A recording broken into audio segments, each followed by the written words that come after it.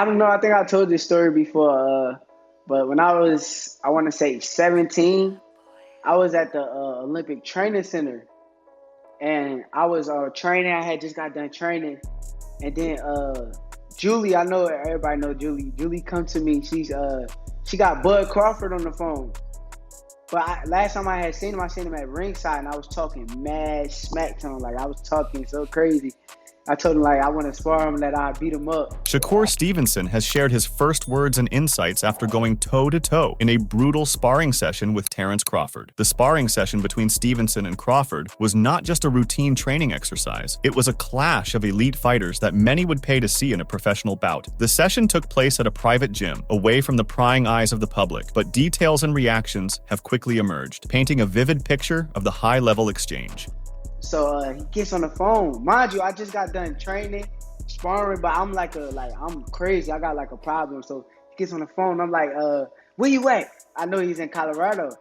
He's like, I'm at the gym right now. Where you at? Like he started talking crazy to me. We started talking back and forth. This is like the beginning of me and Bud, like even like just getting around each other. This is how we really became super cool. Meanwhile, promoter Oscar De La Hoya recently debuted his Clap Back Thursdays, where he unequivocally stated that he has no intention of signing free agent Shakur Stevenson to Golden Boy Promotions. De La Hoya recently criticized WBC lightweight champion Shakur's statement about fighting solely for himself and not for the public. Oscar interpreted this comment to mean that Shakur lacks interest in entertaining fans, making him a fighter. De La Hoya doesn't wish to include on his roster. Stevenson replied to De La Hoya's clapback saying, "He's mad because he found out I'm not signing with him. It's okay, Oscar De La Hoya, you'll get over it." Stevenson has not revealed his new signing yet, but on Thursday, he expressed admiration for his former promoter, Bob Arum. This led some fans to speculate that he might have struggled to secure a deal with a new promoter as a free agent. Rather than joining Matchroom, PBC, or Mayweather Promotions, it's possible that Shakur could end up returning to Top Rank. De La Hoya expressed his discontent with the World Boxing Council's decision to mandate negotiations between his fighters, William Zepeda and Stevenson. De La Hoya opposes the WBC's directive for Zepeda to take on this bout. Oscar mentions that he's considering 3 alternative opponents for Zepeda's next bout. While he hasn't disclosed any names, it's highly probable that WBO lightweight champion Denise Berinchik is a leading candidate. Oscar De La Hoya said, "Let's start with the WBC ordering Shakur Stevenson versus William Zepeda." Ordering? What does that mean? They ordered Canelo versus Benavidez 3 years ago, and that hasn't happened. William will make his decision very soon, and he has 3 other options. The World Boxing Council has mandated that Shakur Stevenson defend his lightweight world title against William Zepeda. Both athletes are highly promising talents in boxing, setting the stage for an exhilarating matchup that fans eagerly anticipate. Both fighters are unbeaten as of right now. Stevenson has a 22-0 professional record, while his prospective next opponent has a 31-0 record. Oscar De La Hoya mentioned that Zepeda, being the mandatory challenger for all major world titles, holds the power to choose his next opponent. De La Hoya said, "Shakur Stevenson, you're a great fighter and a great talent, but not for me. I believe when somebody says you're not fighting for the public, I cannot promote." As a result, Stevenson asserted that Zepeda would dodge him if their bout didn't happen next. Michael Benson, the boxing editor for TalkSport, recently posted the WBC's directive on X, stating, "The WBC have now officially ordered Shakur Stevenson to defend his WBC lightweight world title versus William Zepeda next." In another post, he wrote, "Shakur Stevenson versus William Zepeda will go to purse bids on AUG 20th with a 70-30 split in Shakur's favor if no deal is agreed and neither fighter pulls out of the ordered fight." The WBC lightweight champion responded to De La Hoya's remarks against Zepeda by writing the following, "Nobody want to talk about how these dudes are ducking in broad daylight. Shakur Stevenson is currently one of the most sought-after free agents in boxing. However, given his well-recognized talent, it's only a matter of time before he secures a new contract." Oscar De La Hoya and Eddie Hearn were reportedly among the promoters that expressed interest in the WBC lightweight title. The unbeaten world champion has not yet disclosed his new promoter, but he has declared that he would not be joining De La Hoya's Golden Boy promotion or re-signing with Top Rank, his former promoters. De La Hoya recently stated that he cannot promote Stevenson. Recently, Shakur Stevenson praised his former promoter, Bob Arum, on social media. This has led some to speculate that he might be rejoining Top Rank after a brief stint as a free agent. Stevenson thought it was excellent that Arum kept it real about his last fight, which he couldn't have looked good against, with Artem Harutyunyan. Matchroom promoter Eddie Hearn expressed interest in signing the undefeated WBC lightweight champion Stevenson following his win against Artem Harutyunyan on July 6th.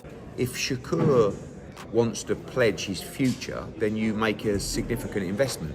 If it's a 2-3 fight deal, then he's going to be getting a lot of money, and it's got to work for you as well. I think Shakur, he's pound for pound one of the best fighters in the world. He may be unbeatable, but I think he's been promoted. Hearn has remained silent regarding Shakur since Oscar De La Hoya of Golden Boy took to social media to state that his fighter, William Zepeda, will not be dictated to about his opponents. This came after the WBC announced that negotiations should start between Zepeda and Stevenson for a potential bout. Zepeda was the top choice for Hearn to pair with Stevenson, provided the deal went through. In his absence, Hearn is left with only lightweight Andy Cruz and a few other light welterweights, like Liam Pero, Jack Catterall, and Subriel Matias, who Shakur would likely have little interest in facing. Hearn must realize that if he joins forces with Matchroom, he won't have the right opponents for Shakur. This could lead to him becoming a discontented team member, expressing his frustrations on social media and publicly voicing his disappointment over the lack of expected fights. Shakur's only viable choice for free retaliation was Matchroom, unless he wanted to sign with PBC and maybe have trouble getting bout dates. If Shakur had remained with Top Rank, his bouts would have been broadcast on ESPN, reaching millions of viewers. Their expert matchmakers, renowned for their skill, would have carefully curated his fights to keep him undefeated for years, much like they did with Terence Crawford, enhancing his reputation even if he might not have been as exceptional as it appeared. He's a free agent, but I'm tight with James Prince and the rest of the group around Shakur. After he tests free agency, if he wants to come to Top Rank, we'd be delighted to re-sign him. I like the kid a lot, said promoter Bob Arum to Hassan Welio on X, talking about wanting to bring Shakur Stevenson back among the fold at Top Rank after he tests the free agent market. Top Rank holds significant leverage to broker a match between Shakur Stevenson and Gervonta Tank Davis, provided the Baltimore native and PBC agree to the bout. This fight could become a major event across multiple platforms, including ESPN, PPV, and Prime Video. Shakur would have been an option for Keyshawn Davis as well, so it's unfortunate that they are buddies. Arum said, "He's a free agent now. It's no different than a football player. He finished his contract. He's a free agent, and he tests the market. That's what Shakur is doing. Hopefully, after he tests the market, he'll come back to us." Meanwhile, Shakur Stevenson stated on DAZN this evening that he would be open to defending his title against William Zepeda, the #1 opponent. The undefeated Stevenson believes that Zepeda's fighting style will push him to perform at his highest level. Nevertheless, he mentioned that he has not yet decided on his next move as a free agent. Oscar De La Hoya, Zepeda's promoter, announced on social media that Shakur will only get the chance to face Zepeda if he joins Golden Boy Promotions. If De La Hoya's conditions are met, Shakur's only path to a fight with Zepeda is to sign with Oscar. "He throws a bunch of punches. He's great with his style, but a guy like that would bring the best out of me," said Shakur to DAZN about Zepeda. "It's going to be a challenging bout for Shakur. He can't approach Zepeda the way he did Artem Harutyunyan last Saturday. Zepeda hits too hard and is too relentless with his punches. Unlike Harutyunyan, Zepeda won't be circling the ring to avoid exchanges. If Shakur tries to engage him head-on, he might find himself in trouble." Zepeda unleashes a relentless barrage of punches, much like he did against Giovanni Cabrera and Maxi Hughes. Shakur Stevenson, with his blend of power and finesse, is cut from a similar cloth as those fighters. If Shakur were to face Zepeda, he would have to stay on the move throughout the fight, much like he did against Edwin de los Santos and Jeremiah Nakathelia, to secure a victory. This strategy might not be the most exciting for fans, potentially causing Shakur's popularity to wane further. Stevenson could struggle to secure a decision if he continues to fight with such caution against Zepeda, unless the judges overlook his hesitancy. While they were lenient during his bout with de los Santos, Zepeda's style might expose Stevenson's timidity even more, making it harder for him to rely on a favorable decision. This week, Stevenson has been showering praise on promoter Eddie Hearn, leading some to speculate that he might soon sign with Matchroom Boxing. Terribly. And I think some of that is because when Bob knows a fighter's looking to leave, he's out. Like, this probably happened 2 or 3 fights ago. Shakur should be a massive star, but he's not. So that works for and against as well, in a sense that commercially, the money he's on. However, Hearn's roster at lightweight isn't very extensive. In fact, the sole notable fighter Hearn could present to Shakur at 135 pounds is Andy Cruz, the 2020 Olympic gold medalist known for his exceptional boxing skills. He's hardly a household name, and Shakur won't get rich fighting him. He is a skilled fighter with the same safety-first mindset, so he might defeat him. He's on a lot of money. I like him. I think he's a great fighter. I think he would be an incredible addition to the Matchroom team. And if he's available, we will definitely be having a conversation. Whether it works for both of us, we'll have to see. I said to him, he mentioned Shakur, and I said, I'm not paying him the money you're paying him, Bob. And he went, wow. So, yeah. Shakur Stevenson is back in the spotlight. The WBC has mandated that the reigning lightweight champion must defend his title against William Zepeda. According to multiple sources, Mauricio Sulaiman, the president of the WBC, has announced that the organization has set a deadline of August 20th for both parties to agree on a deal. If no agreement is reached by then, a purse bid will be held with a 70-30 split in favor of Stevenson. Meanwhile, boxing journalist and 3 Knockdown Rule podcast co-host Steve Kim has highlighted potential concerns regarding the anticipated purse bid for this matchup. Steve Kim reports that Oscar De La Hoya appears to be less inclined to arrange the Stevenson versus Zepeda bout. It seems he's exploring alternative options for his fighter. To add to this, on July 12th, the president of Golden Boy Promotions tweeted that the match would only proceed if Stevenson signed with their promotion. Kim speculated on the fight's potential financial arrangement, suggesting that if they divide the purse 75-25 and a promoter contributes around $5 million, which Kim estimates is a fair figure for the bidding, then Stevenson would end up with $3.75 million, while Zepeda would take home $1.25 million. However, if they opt for a 70-30 split instead, Stevenson would receive $3.5 million and Zepeda would walk away with $1.5 million.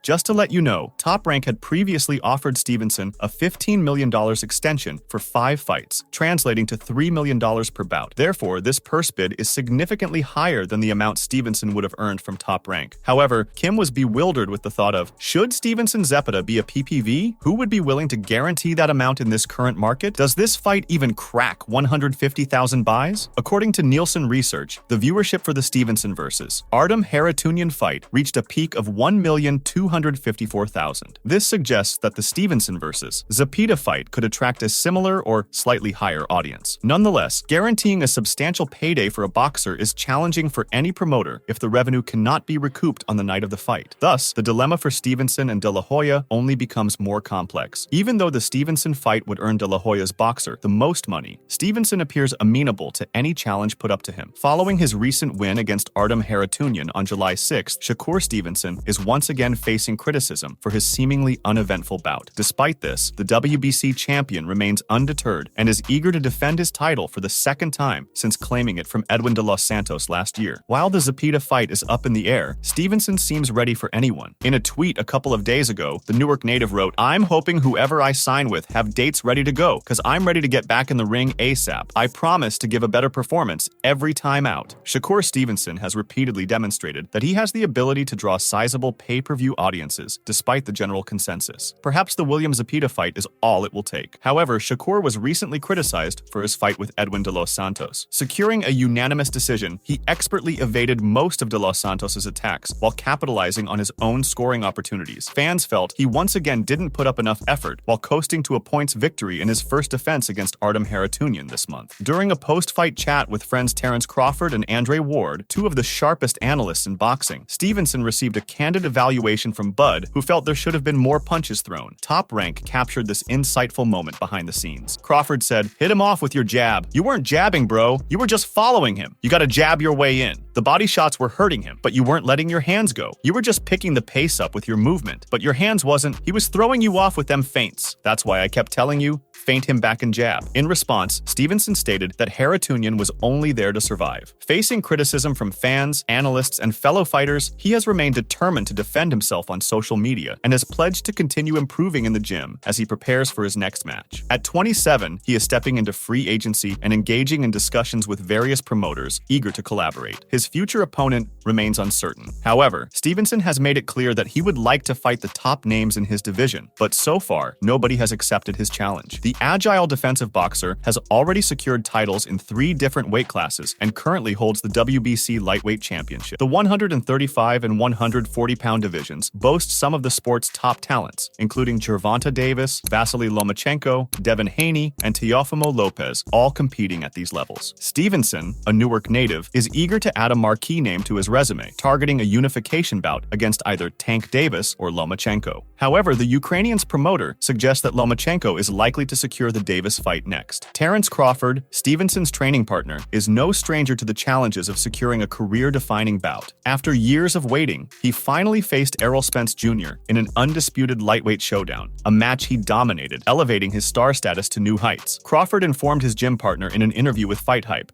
that the secret to making these fights happen is patience. He said, "I just tell him they take time to make those type of fights, especially when the guys are on two different playing fields. One top rank and one signed with Al Heyman, and they're not doing business right now. So you just gotta be smart and let everything play out and pan out how it's going to. Everything else will fall in place." Meanwhile, Terence "Bud" Crawford has stood up in support of Stevenson. He also reminds Stevenson that enduring criticism is something all the legendary fighters have faced. Bud and Fearless have a close relationship because they were both fighters for Top Rank in the past. In an interview with Brian Mazik, Crawford counseled his erstwhile partner. He said, "Those ain't real supporters. You can't worry about those individuals. But at the same time, who cares? He looks sharp, and he won with flying colors." Crawford further added, "All the greats have been through those types of adversity moments. People talked bad about Floyd Mayweather, people talked bad about me, and people talked bad about Ali. People are going to talk bad about the great ones." Indeed, there was a period when Ali was viewed as a dull fighter, and during the latter part of Mayweather's career, he faced significant disapproval from fans. Criticism is an inherent aspect of the sport, and whether fighters appreciate it or not, they often bring it upon themselves. Crawford is correct when he says, "Who cares?" Recently, Stevenson recalled a brutal sparring session with Terence Crawford in 2015. Stevenson has earned a prestigious reputation in American boxing, capturing world titles in 3 different weight divisions. He presently reigns as the WBC lightweight champion. Throughout his professional career, Stevenson has not lost, and opponents have seldom been able to take him down. However, Stevenson was matched up against current pound-for-pound superstar Crawford as a promising young prospect at the age of 17. Bud, who is 9 years older, was considered to have valuable training experience crucial for bridging the gap between his amateur career and the professional stage. Stevenson said he was the one who promoted sparring sessions, but wasn't prepared for the thrashing he got in the gym. He said, "When I want to say 17, I go pull up on him. So I was like, yo, you going to give me some rounds?" And this was one of the one times that I had to actually learn that I am not the best. Although a complete video of the two competing that year was never released, it was obvious that the future champion had a steep learning curve. Subsequently, Stevenson established himself at the amateur level by taking home a silver medal from the 2016 Rio Olympics. Talking about the sparring, Stevenson added, "So I got in the ring, and this dude got a beating me up. Like we only sparred 2 or 3 rounds. It was 4-minute rounds. Man, this dude beat me up so bad. I swear to God, that was the worst ass whooping I ever had as a fighter." Furthermore, Stevenson praised Crawford's impact in his interview from the previous year as a major contributor to his incredible achievement during his professional career. He said, "Just being around Bud Crawford, he's a major reason why I am who I am. He actually let me know there were levels and I had to step my game up. Even though I was 17 at the time, I was a hell of a 17-year-old. I used to win every tournament. I wasn't like a normal 17-year-old. Following his own success in the sport, Crawford has emerged as one of the top pound-for-pound fighters today. In 3 weight classes, he has held world titles, going undefeated in super lightweight and welterweight. His most well-known victory occurred in July when he defeated fierce competitor Errol Spence to complete the trifecta at 147 pounds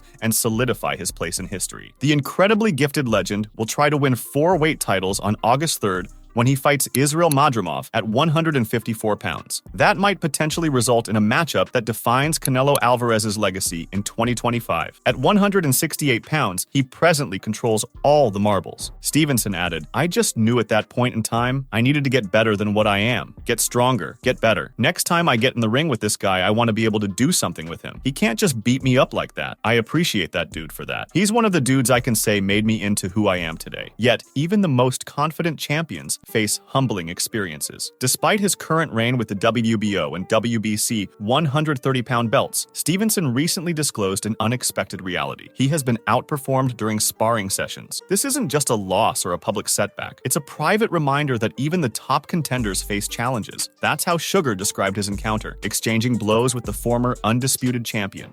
I'm on my way to the gym and I go pull up on him. When I pull up on him, he's in there, he about to spar. So I'm like, "Yo, you gonna give me some rounds?"